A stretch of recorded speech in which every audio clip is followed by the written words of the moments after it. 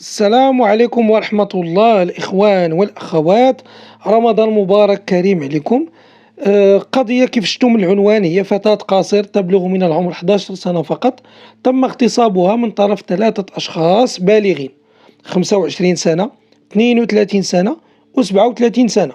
هاد الناس اللي فايتينها في العمر وفي القوة الجسدية وكذلك في الرشد لم يرحموا ضعفها ولا سنها، وقاموا باغتصابها. البشع ليس فقط ما قاموا به اغتصاب هيك عرض، وإنما البشع في هذا الشيء هو حتى الحكم القضائي الذي جاء مخففا يعني بشكل كبير يثير الاستغراب. هاد ثلاثة ديال المتهمين، قبل ما ندخلوا في التفاصيل ديال كيفاش شدوها وشنو داروا ليها، لأن راه ماشي مرة واحدة ولا يعني كانوا مجموعين عليها، وإنما تناوبوا عليها، بل واحد فيهم دار لها بحال شي رونديفو، يعني كل أربعاء كيجي يمارس عليها الجنس. الحكم، جوج ديال المتهمين هادي تحاكموا بسنتين حبسا نافذا، فيها 18 شهر نافذة، في حين ما تبقى موقوف التنفيذ. أما الشخص الثالث حُكم بسنتين حبسا نافذا. والدعوى المدنية، المتهمين الأول والثاني عليهم واحد التعويض ديال 20,000 درهم اللي هو 2 مليون، والثالث 30,000 درهم. باش نفهموا مزيان البشاعة ديال هاد القضية خليوني ندخل معكم في التفاصيل، والتفاصيل كترجع لشهر أكتوبر 2022. في الأب ديال هاد الطفلة مشى عند الدرك الملكي في مركز سيدي عبد الرزاق، وحط الشكاية ديالو بأن البنت ديالو تعرضت لاستغلال جنسي وتهديد بالسلاح الأبيض. هاد الشيء نتج عنده افتضاض بكرة وحمل، يعني هاد البنت 11 سنة حملات، ماشي فقط غير هاد الشيء. الأب في خلال الشكاية ديالو قال بلي بنته حاملة في الشهر ديالها الثامن، وجايب معاه شهادة طبية تثبت ذلك، كذلك البطن ديالها كان منتفخ وباين، وحط الشكاية ديالو بواحد الشخص فقط في الأول، وقال بلي راه هو ما كانش في راسو بنته واش دايره هاد الشيء ولا واش اغتصبها شي واحد ولا هذاك العرض ديالها شي واحد، وانما فاش مشى للسوق الاسبوعي سب الدار بن حسان، شي واحد تما من الساكنه ديال الدوار قال ليه اجي واش في راسك راه بنتك حامله. قال ليه شنو؟ قال ليه ياه راه بنتك حامله ومخبين عليك الخبر، سير شوف اش وقع تما. فالاب فاش مشى عند بنته اللي هي صغيره، البنت كتخاف منه، انكرت كل شيء، ما قالت ليه لا هادشي ما كاينش غير كذوب، كاين السيد كتبان ليه الكرش، كيبان ليه بزاف ديال الحوايج، كذلك اللي قال ليه الهضره في السوق ثقه ما يمكنش يكذب عليه. فزيرها مزيان، فكدات ليه باللي راه بصح تعرضت للاغتصاب من طرف المشتكى به اللي هو المتهم الاول، وبان هذا الشيء كانت تتعاون فيه واحد بنت عمته. هاد بنت عمته كانت كتجي معاه للدار، غادي نعاود لكم التفاصيل من بعد، ولكن خليونا غير في الشكايه ديال الاب. بان هاد بنت عمته كانت تجي معاه للدار فين كيمارس عليها الجنس، وكتبقى حاضيه ليه من الباب اللي يجي شي واحد، في حين هو كيدخل للدار وكيمارس عليها داك الشيء اللي بغا. الاب الله يكون في عونه كيمشي للسوق، والام تتمشي كترعى الغنم وكتمشي كتعمل في شي ضيعه، ولا الاب كيمشي يرعى الغنم، فتتبادلوا يعني الادوار وكيقوموا بالعمل ديالهم، كيخليو بنتهم في الدار، خوتها كيمشيو للمدرسه. فهاد الوحش الادمي كيستغل هذا الوقت هو وهاد بنت عمته، وكيجيو وكيمارسوا عليها الجنس، تيمارس عليها هذا السيد الجنس وكيهددها بالقتل. البنت عندها 11 سنه خايفه ما عارفه والو، كيقول لها راه الا مشيتي انت قلتيها لهم راه غادي نقتلك. فالبنت كتخلع وكتسد داكشي وكتبقى ساكته، مع العلم ان هذا الشاب هذا اللي يعني في السن ديالو 25 سنه فاش كيمارس عليها الجنس يعني كيكون واحد الالم، كيكونوا بزاف ديال الامور، فالبنت كتغوط وكتألم وكتكمدها، وفي الاخير كيمشي هو الى حال سبيله بعدما ما اشبع رغبته الجنسيه، في حين هي كتبقى ساكته. البنت القصير فاش تم الاستنطاق لها من طرف الدرك الملكي، هي البنت قصير ما كيكونش عليها القسم، ولكن الشهاده ديالها كتكون للاستئناس. فسولها قال لها اشنو وقع بالضبط. البنت روات بزاف ديال التفاصيل التي كانت مفاجئه وصادمه، بحيث قالت بان هذا المشتكى به كيسكن حدا الدار ديال الاسره ديالها، وكيقتحم عليها الدار، وكيجي ولد بنت عمته وكيجيب واحد السكين كبير وكيهددها الا مشات تغوطات ولا خرج منها اي صوت غادي يقتلها. وبطبيعه الحال البنت عندها 11 عام كتخاف من هذا الشيء، كتجلس تما تيحيد لها الملابس ديالها، وبنت عمته كتجلس كتبقى كتشوف فيه ولا كتشدها من يديها، كيطيح على الارض، تيمارس عليها داك الشيء اللي بغا. ويعني من شي كيمارس يعني ماشي طريقه شاده، وانما كيمارس علاقه بحال كيمارسها مع مراته. وفاش كيسالي الرغبة ديالو كيعاود يهددها بالقتل وكيمشي لحال سبيله. البنت ما وقفاتش عند هذا الحد، قالت بانها بقات مصدومه وما قدرت تهضر مع حتى واحد، بل ما قدرتش تهضر حتى مع والديها، بدات كتهرب عليهم باش ما تقولش لهم شنو واقع. بقات شي سيمانه وهي مصدومه، الى حين الاربعاء الموالي عاود تاني كانت بوحدها في الدار، باها مشى للسوق، امها مشات لديك الضيعه فين خدامه، هادي عاود يجي هاد السيد هذا ومعاه عاود تاني بنت عمته، وهادي عاود يمارس عليها نفس الفعل بنفس الطريقه حتى يلبي الرغبات ديالو، ويعاود يقول لها الا هضرتي راه ندير لك ونفعل لك ونترك لك، ومشى. كتزيد البنت يعني في المعطيات وكتقول بان هذا السيد يعني من بعد ما دارها المره الاولى والمره الثانيه ولف داكشي، فولا كيجي كل يوم اربعاء في نفس التوقيت عاود تاني مع بنت عمته، وكيجي كيمارس عليها بنفس الطريقه وبنفس التهديد. وبقى هذا الشيء يعني المده الى درجه فاش دازوا بعض الشهور يعني تنفخات الكرش ديالها، فعرفت انها حامله. امها ساقت الخبار وعقد بها، حتى هي خافت من الاب فسكتت. حتى علم الأب بالخبر في السوق الأسبوعي، فاش جا ليهم ما لقاو ما يقولوا، فاعترفوا له بكل ما كان.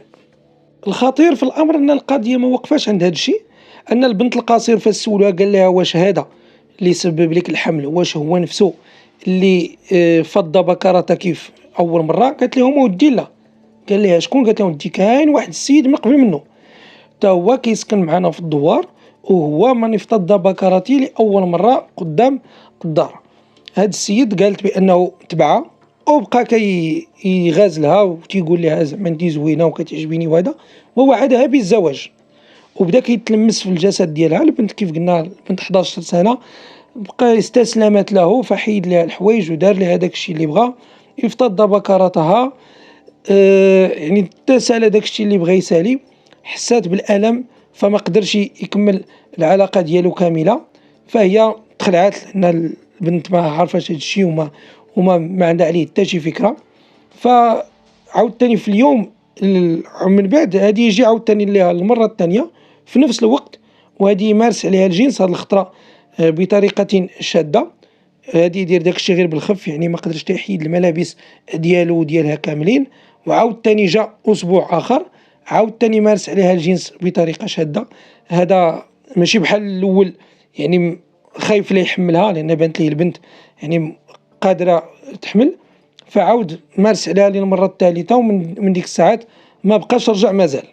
الآن القضية الأخطر واللي هو المتهم الثالث اللي أكبرهم سنا، هذا متزوج وعنده 3 ديال الأطفال. كان واحد النهار العرس في الدوار وكان بوحدو في دارو، كان شرب.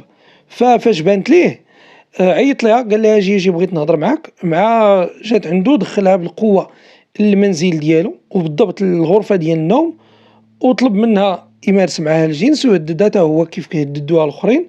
فطلقت ليه مارس معها ما يريد. ومن بعد خافت ما عرفت ما تقول، حتى تلاقى واحد المرة أخرى شي بحال ديك 7 ديال العشية، كانت كتربط البقر هذا، فعاود تاني تلاح عليها ومارس عليها الجنس في الزريبة، تقضى غرضه وهددها قال لها الا هضرتي راه ندير لك وغنفعل لك، ومشى في حالته. هاد 3 ديال الناس فاش مشاو عند الدرك وسولوهم قال لهم اسيدي حنا ما عمرنا درنا هادشي، البنت كنعرفوها بنت الدوار، ولكن ما عمرنا قسناها ولا درنا لها شي حاجه ولا انفردنا بها. يعني انكروا الانكار ديال بصح.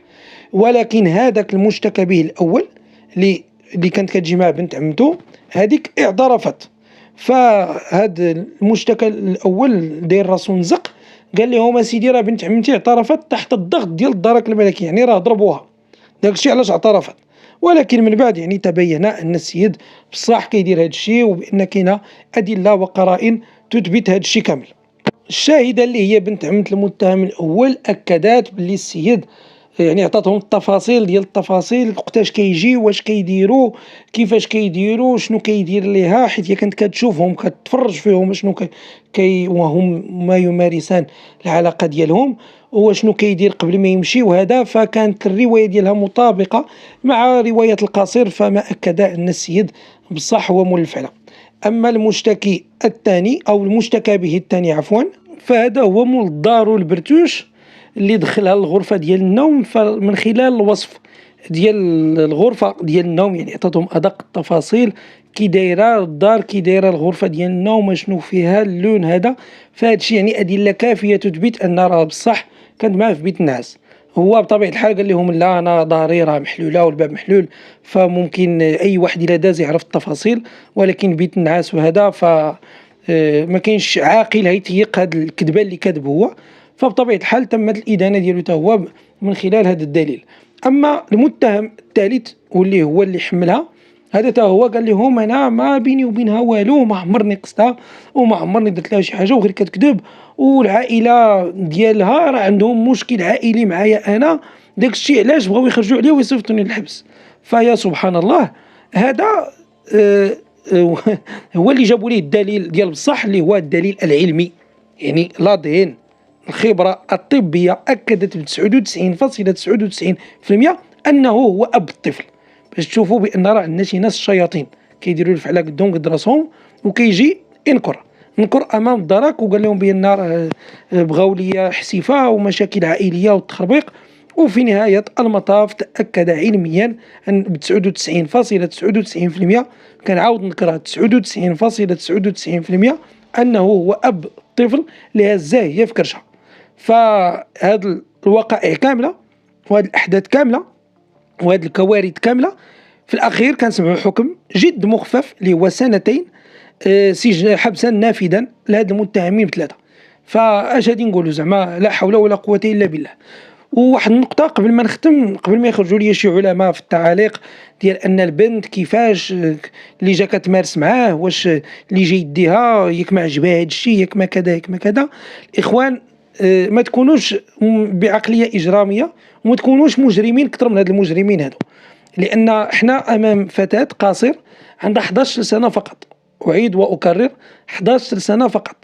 انت فاش كانت عندك 11 عام راه كنظن غير الا هرستي كاس في كوزينه ما كتقدرش تمشي تقول لامك راه هرست كاس امي، الا غير شي بلاطو زوين شرات امك وعرفتي عزيز عليها، الا هرستي راه كتشطب وكتخبي وكتبدا تقول ما عرفتش.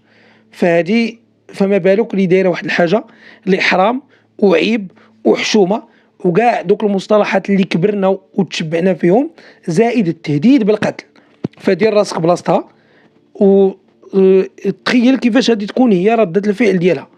زائد حنا راه في دوار، يعني غالبا داك اللي دارها النهار الاول مشى قال لهذاك الثاني شوف هذيك البنت راه كذا كذا، راه الا هددتيها ولا راه هددتها وكذا.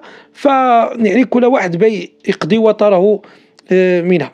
فاحنا بطبيعه الحال كناس كندافعوا عن الحقوق كنطالبوا اقصى العقوبات ضد هاد المتهمين الثلاثه. وماشي غير هذا فقط، وانما يجب تعديل هذاك القانون اللي متعلق بهذا الشيء هذا، يعني الفصل 471 و85 و88 من القانون الجنائي. هذا الشيء راه ما يمكنش يبقى بهذا الشيء. انا عامين بالنسبه بحال هاد المجرمين راه غادي تجي عاديه ويخرج ويقدر يدير ما اكثر.